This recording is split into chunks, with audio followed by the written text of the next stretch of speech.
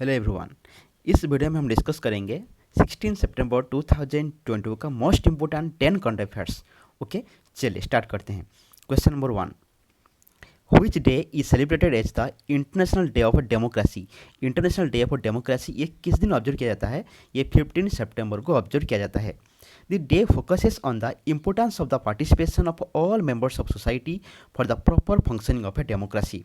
Okay, and this day was established through a resolution passed by the UN General Assembly in 2007, but ये first observe किया गया था 2008 में।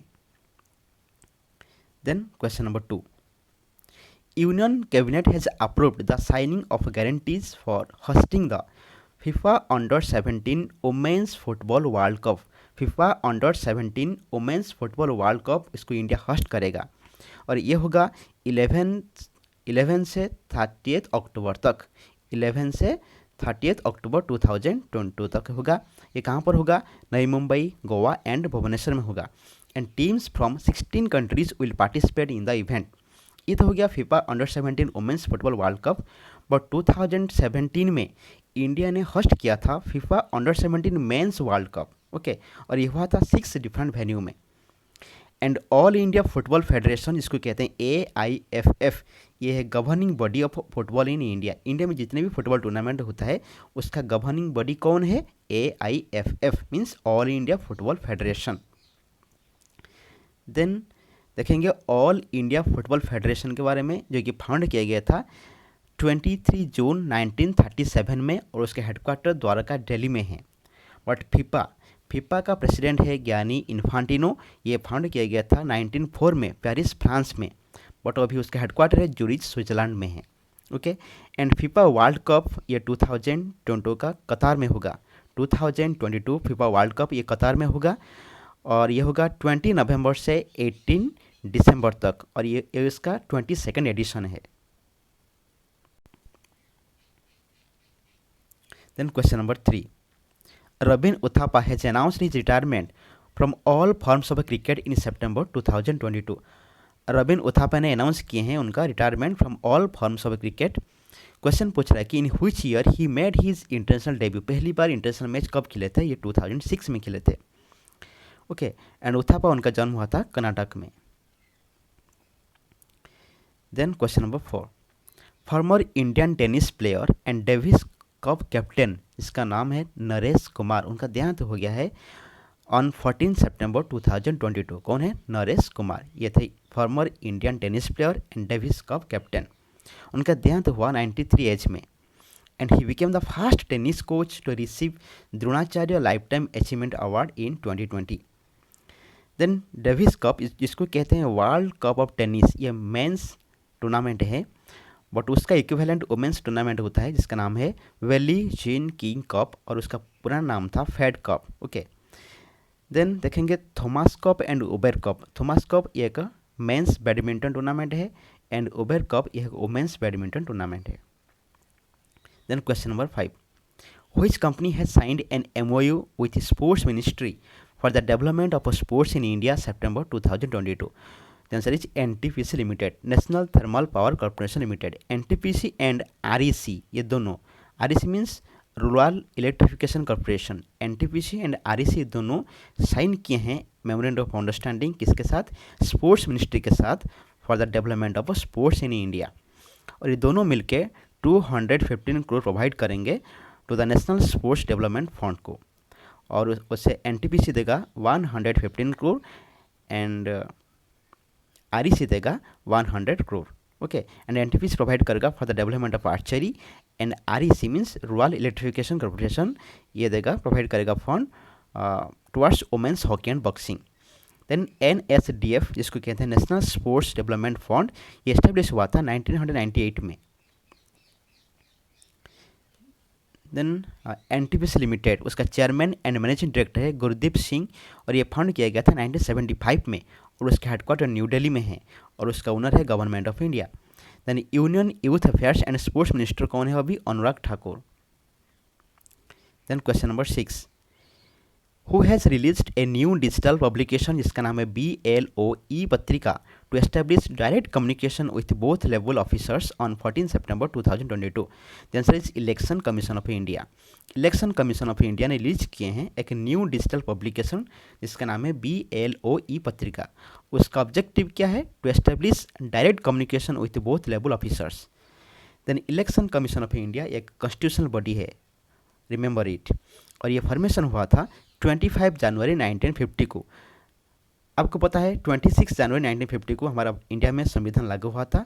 उससे एक दिन पहले जो कि 25 जनवरी 1950 को इलेक्शन कमीशन ऑफ इंडिया ये फॉर्मेशन हुआ था। और इलेक्शन कमीशन ऑफ इंडिया उसका हेडक्वार्टर न्यू दिल्ली में है। और इंडिया का पहला यानी फर्स्ट चीफ इलेक्शन कमीशन कौन थे? ये थे सुकुमार सेन। एंड अभी यानी करंट चीफ इलेक्शन कमीशन कौन है इंडिया का? Rajiv Kumar.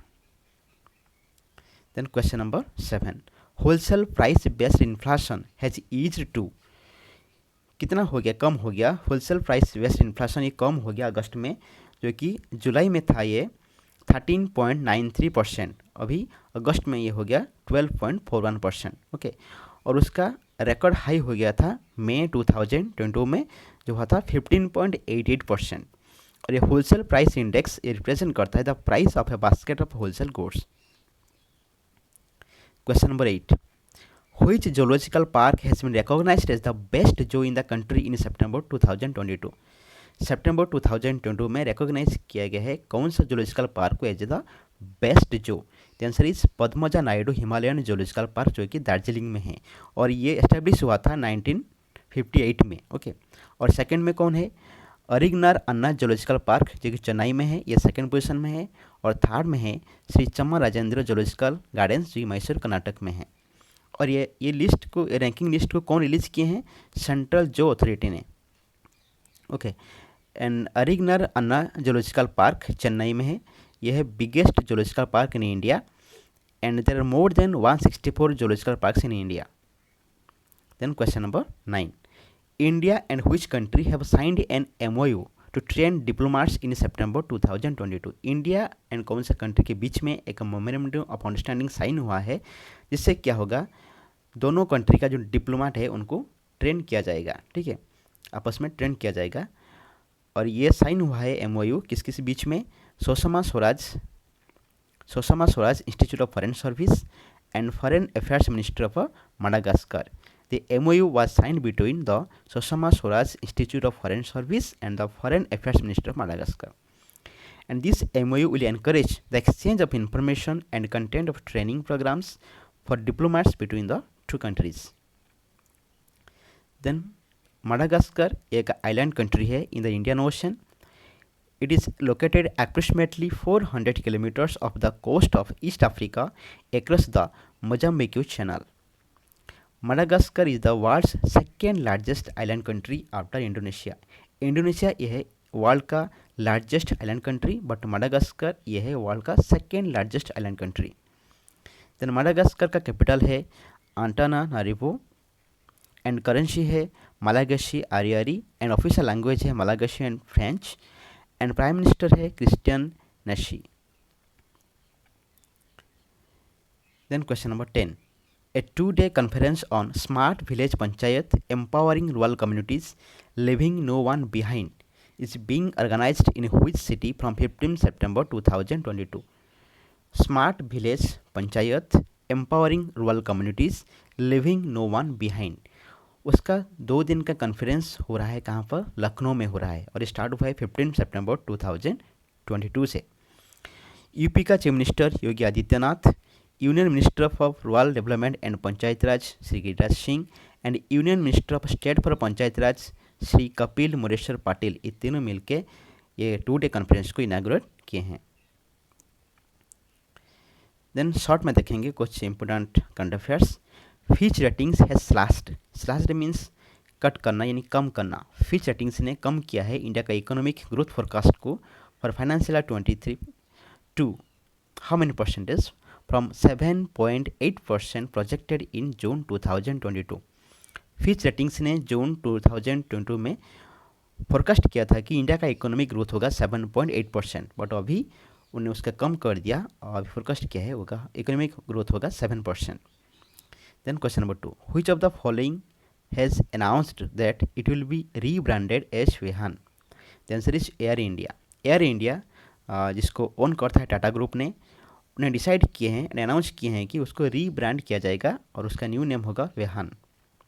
Next, in football which country clinched the SAFF under 17 champions title in September 2022?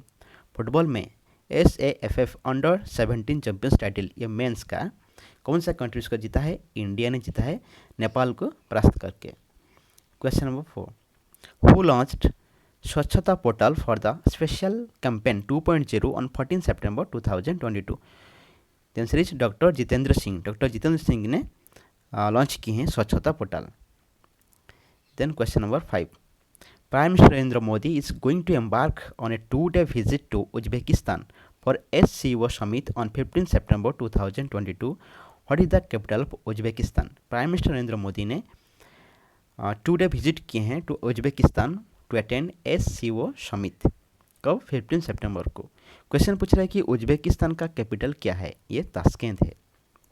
Next, national engineers day ये ऑब्जर्व किया जाता है एवरी ईयर। कब? 15 सितंबर को। एंड वर्ल्ड लिटरेसी डे ये ऑब्जर्व किया जाता है 8 सितंबर को। हिंदी दिवस ये ऑब्जर्व किया जाता है 14 सितंबर को। एंड 2 सितंबर को ऑब्जर्व किया जाता है world coconut day. Okay, thank you very much for watching this video.